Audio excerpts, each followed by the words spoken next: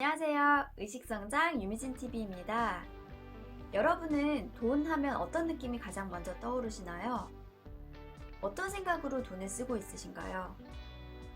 부자가 되고 싶지 않은 사람은 세상에 없을 거예요. 부자가 되기 위해서는 부자처럼 느끼고 생각하고 부자처럼 행동하라는 류의 여러 가지 부자가 되기 위한 방법론이 세상에 이미 존재하지만 우리 모두 부자가 되지는 않았죠. 그 이유는 우리의 무의식이 알게 모르게 우리가 부자가 되는 것을 방해하고 있기 때문입니다. 우리는 어려서부터 부모님으로부터 돈을 어떻게 써야 하는지, 돈에 대한 인식, 가치관 이런 것들이 뿌리 깊게 우리 깊은 곳에 박혀 있어요. 오늘은 2억 빚을 진 내가 뒤늦게 알게 된 소름 돋는 우주의 법칙, 이 책을 좀 소개해 드릴까 하는데요.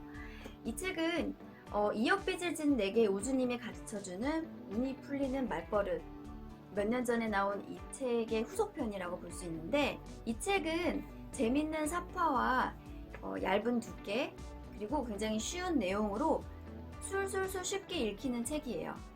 하지만 이 책이 담고 있는 어떤 우주의 법칙들은 결코 가볍지 않습니다.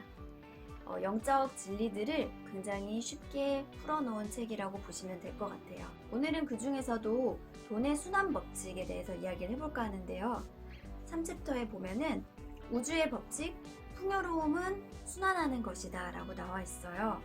우주는 무한한 자원과 풍요로움으로 넘쳐납니다. 마치 우리가 라디오 주파수를 맞춰서 원하는 채널을 듣잖아요.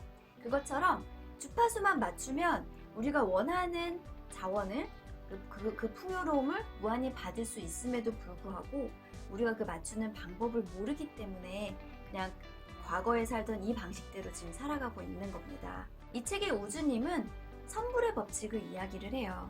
이거는 여타 다른 책에도 많이 나오는 내용인데, 선불의 법칙이란 돈이 필요하면 먼저 지불하는 법칙입니다. 돈이 먼저 지불을 하고 선불을 했는데 돌아오지 않으면 어쩌지? 선불 지급해갖고 더 가난해지면 어떻게 하지? 라는 생각은 이 자체가 그대로 내가 그걸 돌려받지 못하게 되리라는 주문이 돼요. 그래서 이 저자 역시 그런 주문을 계속해서 보내다 보니까 어느덧 2억이나 되는 빚을 졌다고 합니다. 좀 읽어드릴게요. 풍요로움의 순환은 항상 에너지, 주문, 발신이 우선이다. 풍요로움의 수시는 그 이후다. 대체로 낭비와 선불을 구별하지 못하는 사람이 많은데 이 차이는 명백하다. 선불의 법칙을 제대로 알고 있는 사람은 직접적인 반환이 없더라도 간접적으로 지불한 금액의 2배 이상의 가치가 돌아온다고 확신한다. 필요한 돈이 있으면 최종적으로 필요한 기회까지 반드시 돌아온다고 믿는다. 한편 낭비를 하는 사람은 무언가 결핍된 부분이나 불안감을 메우기 위해 물건을 구입하는 행동을 한다. 물건을 구입하는 행위로 충족되지 않는 마음이나 누군가가 나를 가난뱅이라고 생각할지도 몰라 하는 불안감을 떨쳐버리려 하는 것이다. 그래서 선불의 법칙을 철저하게 가르쳐서 지불을 하는 것에서부터 풍요로움을 순환할 수 있도록 교육해야 한다. 자기계발서에 보면 돈을 물건을 사는 데 쓰지 않고 어떤 경험을 사는 데 쓰란 얘기를 하잖아요. 나를 위한 투자, 내가 가치가 있다고 생각하는 것에는 과감하게, 그것도 기쁜 마음으로 돈을 쓰는, 그게 바로 선불의 법칙이라고 하겠습니다. 우리가 돈을 쓸 때 굉장히 어떤 죄책감을 느끼는 경우가 많은데, 이 돈을 내가 가져도 될까 이런 생각이나, 이 그대로 내가 느끼는 그 감정 자체가 이 돈에 그대로 그 에너지를 투자하는 거죠. 그러면은 이 풍요로움이 순환이 되겠어요?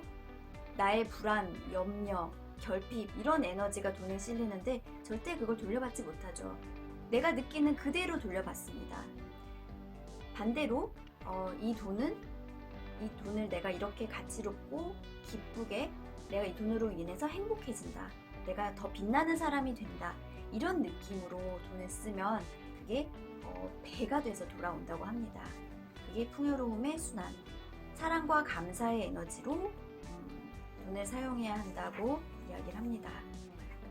돈은 믿는 만큼 돌아온다 라는 이야기도 있고요.